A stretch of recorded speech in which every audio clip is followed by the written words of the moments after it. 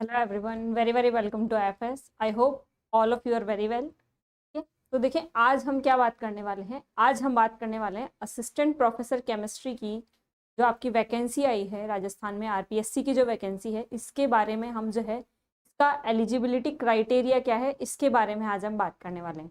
ठीक है, तो इन ब्रीफ हमने जो इन्फॉर्मेशन है वो पहले ही वीडियो में दे दी थी। आज हम थोड़ा सा एज रिलैक्सेशन या एज का और क्राइटेरिया जो है आपका एलिजिबिलिटी का, उसकी पूरी बात करते हैं कि क्वालिफिकेशन आपकी क्या होनी चाहिए और आपका एज लिमिट जो है वो किस तरीके से है। ठीक है, तो सबसे पहले हमें क्या देखना है कि यहाँ पे देखो, सबसे पहले अगर हम देखें तो कि क्वालिफिकेशन की अगर मैं बात करूँ तो क्वालिफिकेशन जो है आपकी, you should have 55% marks in your MSc, जो भी आपका रिलेवेंट सब्जेक्ट है। ठीक है, लाइक केमिस्ट्री में अगर हैं तो एमएससी केमिस्ट्री में आपके 55% मार्क्स से ज़्यादा होने चाहिए। अब यहाँ पे कुछ स्टूडेंट्स ने पूछा था कि बीएससी में 55% से ज़्यादा मार्क्स होना इज इट कंपलसरी। तो बीएससी के जो हैं, ग्रेजुएशन के जो भी मार्क्स हैं, वो यहाँ पे इन्होंने जो है वो कंक्लूड नहीं किया है, उससे हमें यहाँ पे कोई लेना देना नहीं है। ठीक है, केवल और केवल आपके मास्टर्स में जो है 55% या उससे ज़्यादा मार्क्स होने चाहिए। तो ये आपकी फर्स्ट जो है एलिजिबिलिटी का क्राइटेरिया है। फर्स्ट इसकी नीड है कि आपके 55% मार्क्स होने चाहिए एमएससी में। ठीक है, और एमएससी आपकी रिलेवेंट सब्जेक्ट में जो भी आपने लिया है, केमिस्ट्री, बायोलॉजी, फिजिक्स, मैथ्स, ठीक है, इन सब में मिनिमम 50% मार्क्स हमारे होने चाहिए। तो पहली चीज़ तो ये हो गई कि मास्टर्स में हमारे 55 या 55% से ज़्यादा मार्क्स चाहिए। दूसरी आपकी एलिजिबिलिटी जो नीडेड है वो क्या है कि इन 55% मार्क्स के साथ में you should have a net exam qualification. आपकी या हम बोलें कि नेट एग्ज़ाम आपने क्वालिफाई किया हो।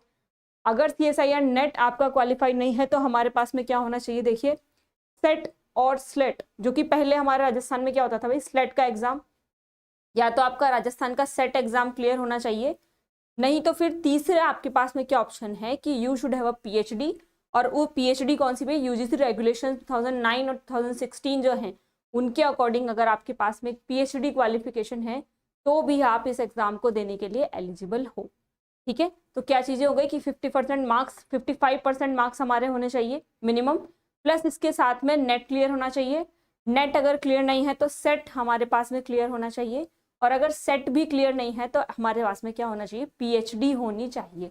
ठीक है, किसी भी आपके जो है यूजीसी रेगुलेशंस जो थे 9 और 16 वाले, उनके अकॉर्डिंग हमारे पास में पीएचडी क्वालिफिकेशन होनी चाहिए। ये आपकी एलिजिबिलिटी क्राइटेरिया है किसके, क्वालिफिकेशन से रिलेटेड।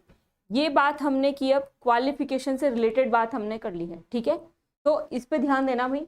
जो लोग ऐसा सोचते हैं कि बीएससी में हमारे 55% नहीं है तो एलिजिबल नहीं है, तो ऐसा नहीं है। ठीक है, इससे कम आपके परसेंटेज है तो भी आप जो है अप्लाई कर सकते हैं, इसमें आप जो है एप्लीकेबल है ये आप लोगों के लिए। इसके बाद 55% मार्क्स हम किसके बारे में बात कर रहे हैं भाई, जनरल कैटेगरी या ओपन कैटेगरी के बारे में। अगर मैं बात करूं जो लोग कैटेगरी में एसटी, एससी, ओबीसी कैटेगरी में आते हैं, ठीक है, वहां पे आप लोगों को 5% रिलैक्सेशन दिया गया है इस परसेंटेज में। तो मतलब अगर आप ओबीसी, एसटी, एससी कैटेगरी में आते हैं तो आपके 55 से 50% तक चले गए हैं। ठीक है, 50% मार्क्स भी आपके लिए क्या होंगे, काफी होंगे इस एग्जाम को अप्लाई करने के लिए। ठीक है, तो ध्यान रखना कि एसटी, एससी और ओबीसी, ठीक है, ये जो कैटेगरीज हैं इनमें अगर आप जो है आते हैं तो आपका जो है 50% वाला क्राइटेरिया काम चलेगा। ठीक है, तो ये बातें होंगी क्वालिफिकेशन रिलेटेड क्राइटेरिया की। अब अगर हम बात करें एज लिमिट की, एज लिमिट हमारी कितनी होनी चाहिए, तो आप देखो यहाँ पे एज लिमिट के बारे में क्या बोला गया है कि आपकी मिनिमम एज शुड बी 21 और मैक्सिमम एज आपकी 40 होनी चाहिए। अब इसमें थोड़ा सा क्या है, इसमें थोड़ी सी आगे वाली बातें ये है कि 40 ईयर्स जो मैक्सिमम आपकी एज है भाई, मिनिमम एज का क्राइटेरिया तो हम सभी ने जो है वो कवर कर लिया होगा, क्योंकि 21 से पहले हमारी मास्टर्स कभी होती भी नहीं है। ठीक है, तो मिनिमम एज तो हम छोड़ ही देते हैं इस चीज़ को, मिनिमम एज सभी की हो गई होगी 21। इसके बाद हम मैक्सिमम एज की बात करें तो ओपन कैटेगरी के लिए आपकी मैक्सिमम, या जनरल कैटेगरी के लिए क्या बोल सकते हैं हम कि 40 ईयर्स आपकी एज होनी चाहिए। लेकिन अगर यहाँ पे देखें, नेक्स्ट पॉइंट ये है कि राजस्थान के अनुसूचित जाति, अनुसूचित जनजाति, पिछड़ा वर्ग, अति पिछड़ा वर्ग और आर्थिक रूप से कमजोर वर्ग के लिए अगर मेल कैंडिडेट्स हैं, मतलब अगर आप जो है शेड्यूल कास्ट, शेड्यूल ट्राइब्स और बैकवर्ड क्लास और ओबीसी ये मोर बैकवर्ड क्लास या फिर इकोनॉमिकली वीक सेक्शन ईडब्ल्यूएस में अगर हम आते हैं तो आपको कितना एज रिलैक्सेशन दिया है, 5 ईयर्स का आपको, या बोले 5 साल का एज रिलैक्सेशन आपको इसमें दिया गया है।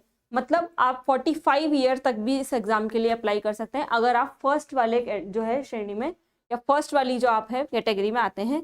फर्स्ट कैटेगरी क्या है भाई, मेल कैंडिडेट्स के लिए सुन लेना, अनुसूचित जाति जनजाति पिछड़ा वर्ग मतलब एसटी एससी ओबीसी ट्राइबल्स वाले जो हमारे लोग आते हैं, ठीक है, और ईडब्ल्यूएस में जो लोग आते हैं उनके लिए 45 जो है वो आपकी मैक्सिमम एज लिमिट है, ठीक है। इसके बाद अगर मैं नेक्स्ट बात करूं, नेक्स्ट कौन सा दिया है उन्होंने, women candidate belonging to general category. अगर हम एक जनरल कैटेगरी से जो हमारे फीमेल्स के लिए अगर जनरल कैटेगरी में आते हैं तो उनके लिए आपका एज रिलैक्सेशन भी कितना है, 5 ईयर्स। मतलब अगर आप फीमेल कैंडिडेट अप्लाई कर रहे हैं तो वो भी 45 ईयर्स तक अप्लाई कर सकती हैं, ठीक है। ये हमारी सेकंड क्राइटेरिया है। इसके बाद नेक्स्ट वाले पे चलो, इसने बोला है सेम फर्स्ट वाला जो है वही अगर हम थर्ड में फीमेल्स के लिए अप्लाई करें कि एसटी एससी ओबीसी की अगर हमारी फीमेल्स हैं, ईडब्ल्यूएस कैटेगरी में आते हैं, बैकवर्ड क्लासेस में आते हैं, ठीक है, तो यहाँ से 10 ईयर्स का उनको क्या दिया हुआ है, एज रिलैक्सेशन। मतलब अगर आप एक तो फीमेल कैंडिडेट हैं प्लस आप कैटेगरीज हैं ST SC OBC, ST SC या फिर मोर बैकवर्ड क्लास या फिर ईडब्ल्यूएस वाली कैटेगरी से आते हैं, इकोनॉमिकल वीक सेक्शन से, तो आपको 10 साल का यहाँ पे क्या दिया गया है, एज रिलैक्सेशन। मतलब 40 से 50 एज वाले जो लोग हैं, जो फीमेल्स हैं, ठीक है, जो महिला अभ्यर्थी हैं, वो भी यहाँ पे अप्लाई कर सकते हैं, ठीक है। ये हो गई किसके लिए, आप फीमेल्स के लिए। अब इसमें नेक्स्ट पॉइंट है विडो एंड डिवोर्सी, विधवा और जो है आपकी डिवोर्स जो हैं, तलाकशुदा जो लोग हैं फीमेल कैंडिडेट्स, उनके लिए आपको क्या करना है, उनके लिए कोई एज रिलैक्सेशन हम बोल सकते हैं कि उनके लिए कोई एज लिमिट है ही नहीं, ठीक है। वो किसी भी एज के आपके जो है अप्लाई कर सकते हैं इस एग्जाम के लिए। No age limit for divorcees and widow. अब आपको ये चीज इसमें ध्यान रखनी है, इसमें लिखा हुआ है in case of widow she will have to furnish a certificate of death of her husband from the component authority. In case of divorcee आपको क्या दिखाना, तो बेसिकली इनका मतलब क्या है कि if you are a divorcee तो आपको डिवोर्स का सर्टिफिकेट उनको दिखाना पड़ेगा, ठीक है। और अगर आप क्या हैं, अगर आप एक विडो हैं तो आपको अपने डेथ सर्टिफिकेट दिखाना पड़ेगा हस्बैंड का, ठीक है। तो ये वाली सारी इंफॉर्मेशन किसके बारे में थी आज की, एज रिलैक्सेशन के बारे में। एज आपका एज का क्राइटेरिया क्या है और अलग अलग कैटेगरीज के लिए क्या क्या एज रिलैक्सेशन हैं, ठीक है। तो हमने 2 चीज़ें देख ली हैं, ध्यान रखें फॉर्म भरने से पहले इन सभी चीज़ों का काफ़ी अच्छे से, ठीक है भाई। चलिए तो आज के लिए इतना ही, फिर नेक्स्ट वीडियो में हम एक नई चीज़ लेके आपके सामने आएंगे। Thank you everyone, happy learning.